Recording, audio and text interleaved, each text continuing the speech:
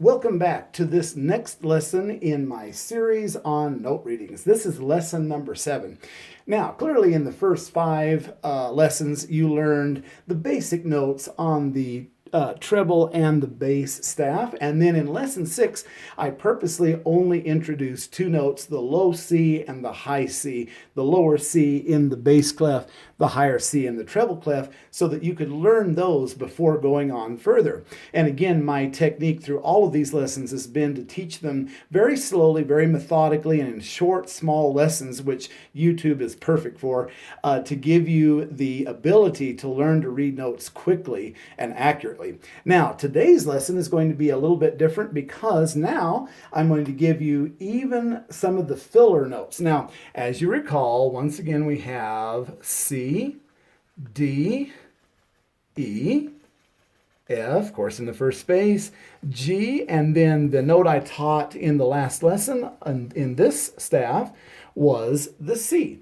Now, you will notice, I'm going to go ahead and label these here, and then the higher C. Now, as you can already guess, the note right next door to the C, since it's down a step here, in fact, it's a half step, and we have a B. Now, I also like to tell students that notice this B. Here's the really great memory device for learning this. 2 lines above it, 2 lines below it. It is literally right in the middle, right in the middle. And in fact, there's a really, it's going to sound ridiculous, but there is a neat thing. You know, I spell middle M-I-B-B-L-E rather than M-I-D-D-L-E in this case, because the mib, like the middle is the B. Now, that may sound ridiculous, but it really is a great memory device. It has often been said if we have a funny story behind something, it makes memory quite a bit easier. But you see how it's also related to the other notes here. So there is our B. Again, 2 lines above it, 2 lines below it. So that's the first part I wanted to introduce. Now, I will erase all of this. And then, of course, now we're going to look once again in the left hand. And as you recall from the previous lessons, we learned the C, B, A, G, and F. I'll label them B, A, G, F. And then in the last lesson, we learned the lower C, which is in the second space. Now, watch this. The next note we're going to learn is the D right above the C. Notice again, 2 lines above it, 2 lines below it. And this time we can spell middle just like it is. M-I-D-D-L-E.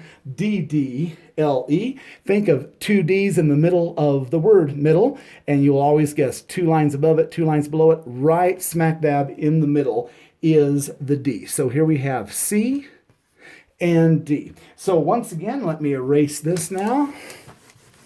And the 2 notes then that you're learning in this lesson is the B, and in the left hand, the D. And again, notice the 2 lines above and below in each case. Here we have our B, and here we have our D. So those were the 2 notes I wanted you to learn today, and also so that you could see them in relation to the C's that we learned in the last lesson.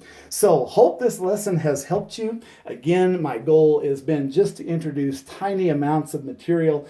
Always go back and look at prior lessons, see if you can master those. And again, the technique that I often tell students is to write out the note. You know, get some staff paper or something like this and write the note over and over and over again. It helps to get it into the memory, just that sheer repetition of the note. That's a very helpful tool.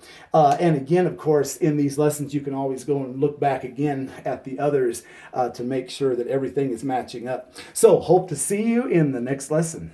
Thank you.